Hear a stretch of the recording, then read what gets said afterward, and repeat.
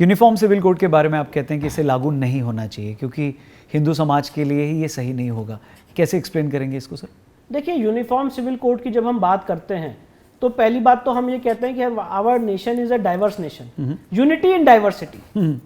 पर आप अगर यूनिफॉर्म सिविल कोड की बात कर रहे हैं तो उसमें बहुत सारे कंट्राडिक्शंस हैं, वो मैं आपके सामने हाईलाइट करना चाहता हूँ। ठीक है। सबसे पहली बात यह है कि यूनिफॉर्म सिविल कोड से जब इसकी पूरी डिबेट शुरू हुई थी तो हुआ कि शेड्यूल्ड ट्राइब्स में कितने ज़्यादा एक डिफरेंट कल्चर्स हैं, डिफरेंट सिस्टम्स हैं, तो शेड्यूल्ड ट्राइब्स पे आप लागू नहीं करेंगे। ठीक है। ये एक स्टेटमेंट आया कि हम शेड्यूल्ड ट्राइब पे इसको लागू नहीं करेंगे जी। अब इसके बाद आता है कि यूनिफॉर्मिटी के जोन क्या होंगे। अगर कोई आदमी शादी कर रहा है सप्तपदी से और कोई आदमी शादी कर रहा है अपने रीति रिवाजों से, तो क्या उसको आप यूनिफॉर्म कर देंगे? मेरे हिसाब से यूनिफॉर्मिटी होगी कहाँ? यूनिफॉर्मिटी और यूनिफॉर्म सिविल कोड से हिंदू समाज को मिलेगा क्या? पॉइंट इन इशू कहने का ये है कि यूनिफॉर्मिटी के जोन क्या है। तो मैंने बहुत जगह ये बात कही और दोबारा रिपीट कर रहा हूं, जो मैं देखता हूं यूनिफॉर्मिटी के जोन वो दो जगह हो सकते हैं, एक है एज ऑफ मैरिज और एक है नंबर ऑफ मैरिज। कि जैसे सेक्शन 494 में अगर कोई एक हिंदू समाज के व्यक्ति एक से ज्यादा शादी करता है तो he is liable to be punished under IPC section 494 जी। तो ये चीज यूनिफॉर्म होनी चाहिए।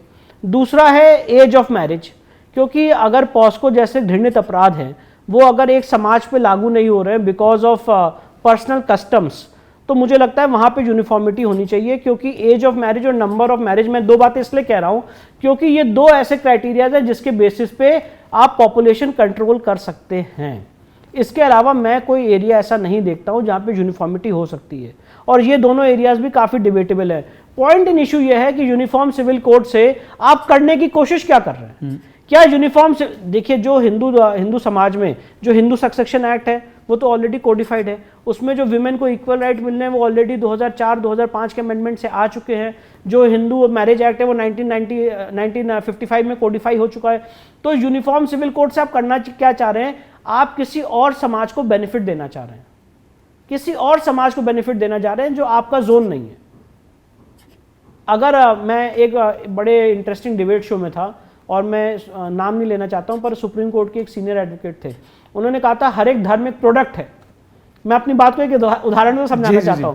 उन्होंने कहा हर एक धर्म एक प्रोडक्ट है। तो मैं पूछना चाहता हूं आज आपसे कि अगर आज आपका ये पॉडकास्ट शो है और आपको पता चले आपका एक कॉम्पिटिटर है, वो भी एक पॉडकास्ट चला रहा है, आपके पास बेटर टेक्नोलॉजी है, उसके पास नहीं है, तो क्या आप ये करेंगे कि उसके पास बेटर टेक्नोलॉजी पहुंचाएंगे कि अपने पॉडकास्ट को बेटर करेंगे? ऑब्वियसली नहीं पहुंचाएंगे भाई। जो तो आप कर क्या रहे हैं यूनिफॉर्म सिविल कोड में?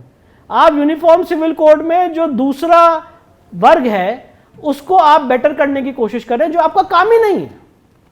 और इसीलिए uniform civil code directive principle of state policy में डाला गया है। ये मैंडेटरी नहीं है। ये डाइवर्स नेशन है जिसमें डाइवर्स कल्चर्स हैं, तो हर आदमी को अपने कल्चर अडॉप्ट करने का हक है। ठीक है। और मेरे पास मैं ये कहता हूं, मैं इसको ऐसे कहना चाहता हूं कि अगर हर एक धर्म एक प्रोडक्ट है और आप उसको, और ये मैं नहीं कह रहा हूं, सुप्रीम कोर्ट के जो सीनियर एडवोकेट हैं उन्होंने ये बात लाइव चैनल पे बोली है। क्या नाम था उनका? मैं उस नाम को डिस्क्लोज नहीं करना चाहता। किस लेटर से शुरू होता है? ठीक है। हाँ। नहीं ठीक है, मैं बता ही देता हूं। संजय हेगड़े साहब ने बोली थी। संजय हेगड़े साहब ने बात बोली थी। तो भाई अगर हर एक धर्म एक शॉप है और एक प्रोडक्ट है, तो फिर हम दूसरे के प्रोडक्ट को क्यों ठीक करें? हम अपने धर्म को लेकर चले कि हमारे धर्म में तो सब सही है, तो हम उसको प्रमोट करेंगे, प्रोपोगेट करेंगे। तो एज अ सनातनी मैं यूनिफॉर्म सिविल कोड के पक्ष में नहीं हूं, and I have my own reasons for it.